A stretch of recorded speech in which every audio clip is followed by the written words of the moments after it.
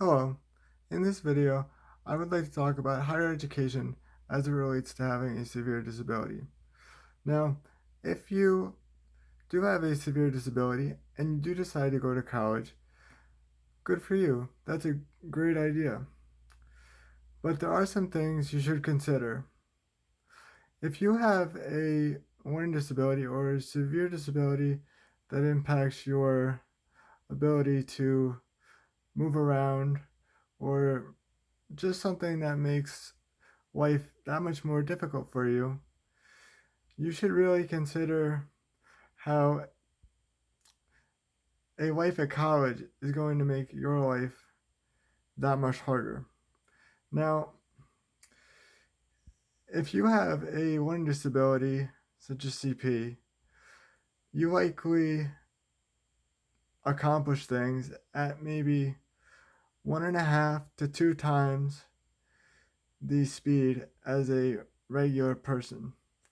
Now, this is not inherently bad for your likely success at performing at a academic institution.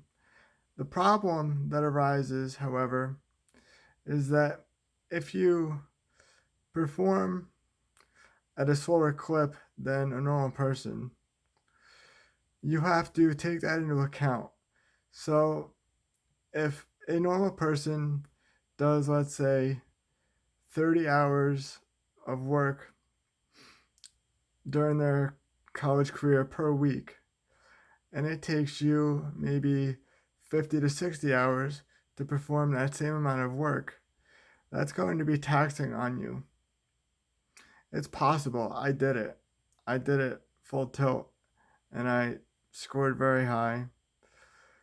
But you should really work to minimize the physical toll and also the emotional toll that is going to be had on you due to lack of sleep. And one way to do this is to limit your credit hours.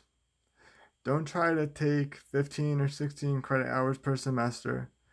You should really take the minimum 12.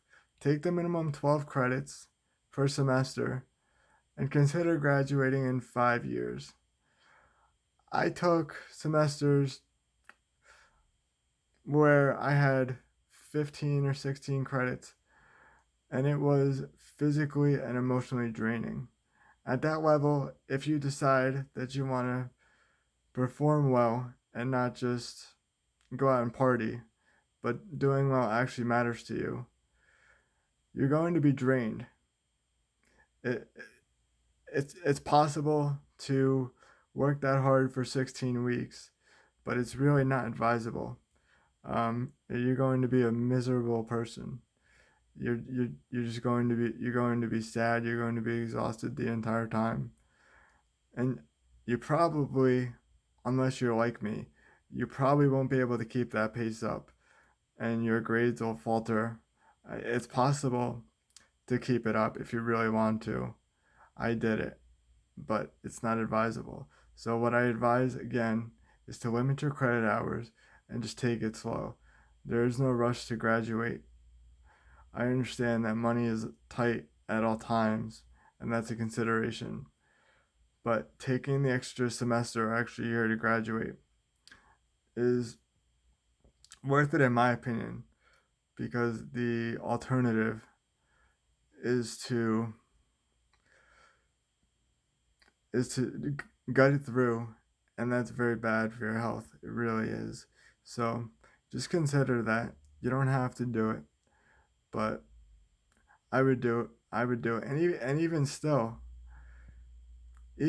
taking 15 or 16 credit hours with courses that you end up dropping because you can't handle the load, it is possible that you end up graduating in 5 years, which is what ultimately happened to me anyway.